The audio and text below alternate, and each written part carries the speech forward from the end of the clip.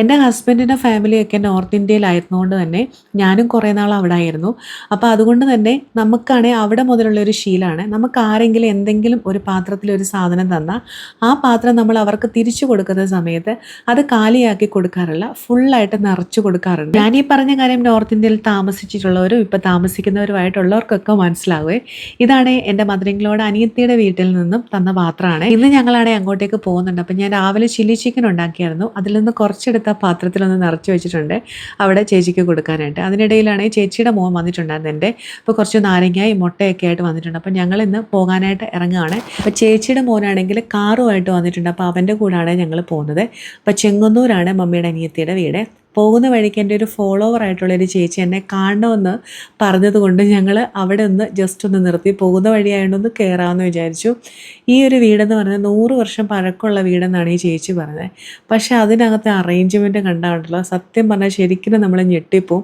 അതുപോലും നല്ല മനോഹരമാക്കിയാണ് ഈ ഒരു വീട് ചേച്ചി വെച്ചിരിക്കുന്നത്. അപ്പം ഞാൻ പോകാൻ നേരം ആയപ്പോൾ തന്നെ എനിക്കാണെങ്കിൽ ചേച്ചി ഓൺലൈനായിട്ട് വാങ്ങിച്ച ഒരു പോട്ടും കൂടി തന്നു, ഇതും കൂടി കൊണ്ടുപോകും സമ്മാനമായിട്ടെന്ന് പറഞ്ഞ്. അങ്ങനെ ഞാൻ അതൊക്കെ എടുത്തിട്ടാണ് പോകുന്നത്. വീട് ഭയങ്കര അടിപൊളി ബ്യൂട്ടിഫുൾ വീടാണ് കാണാനായിട്ട്. അങ്ങനെ ചേച്ചിയോടും യാത്ര പറഞ്ഞിട്ട് നേരെ ഞങ്ങൾ മമ്മിയുടെ അനിയത്തിയുടെ വീട്ടിലെത്തി. ഞാൻ നേരത്തെയും കാണിച്ചിട്ടുണ്ടായിരുന്നു, മമ്മിയുടെ അനിയത്തിയാണ് എൻ്റെ മദറിൻലോയുടെ അമ്മയെ നോക്കുന്നത്. ഇതെൻ്റെ മദറിൻലോയുടെ അമ്മയാണ്. അപ്പോൾ അമ്മച്ചിയൊക്കെ കണ്ട് വിശേഷമൊക്കെ പറഞ്ഞിട്ട് നേരെ ഞങ്ങൾ വീട്ടിലെത്തി. അപ്പോൾ ചേച്ചി തന്ന ഈ ഒരു പോട്ടിൽ ഞാൻ വന്നപ്പോൾ തന്നെ മണി പ്ലാന്റ് ഒക്കെ സെറ്റ് ചെയ്ത് വെച്ചിട്ടുണ്ട്. അപ്പോൾ വരുന്ന വഴിക്ക് ചെങ്ങന്നൂർ ചന്തയിൽ നിന്ന് കുറച്ച് പച്ചക്കറിയൊക്കെ വാങ്ങിയിട്ടാണ് വന്നത്. ഈ ഒരു പയർ ഒഴിച്ച് ബാക്കി ഇത്രയും പച്ചക്കറിക്ക് 50 രൂപയായിരുന്നു. ലാഭമാണോ നഷ്ടമാണോ എന്നൊന്നും എനിക്കറിയില്ലേ.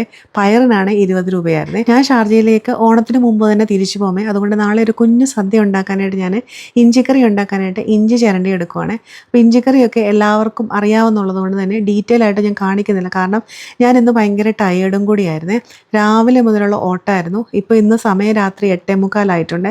അപ്പോൾ ഇന്ന് രാത്രി തന്നെ കുറച്ച് ഇഞ്ചിക്കറി ഉണ്ടാക്കി വെച്ച് കഴിഞ്ഞാൽ എനിക്ക് നാളെ കുറച്ച് ഈസി ആയിരിക്കുമല്ലോ, ബാക്കി പണികൾ ചെയ്താൽ മതിയല്ലോ. പിന്നെ അതിൻ്റെ കൂട്ടത്തിൽ ഞാൻ കുറച്ച് വെള്ളരിക്ക പച്ചടിയും കൂടി ഉണ്ടാക്കി എടുത്തിട്ടുണ്ട്.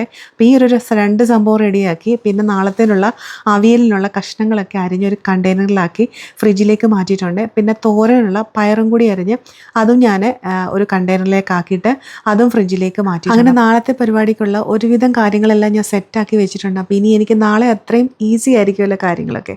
അപ്പോൾ അത്രയേ ഉള്ളൂ ഇന്നത്തെ വീഡിയോ. ടാറ്റാ.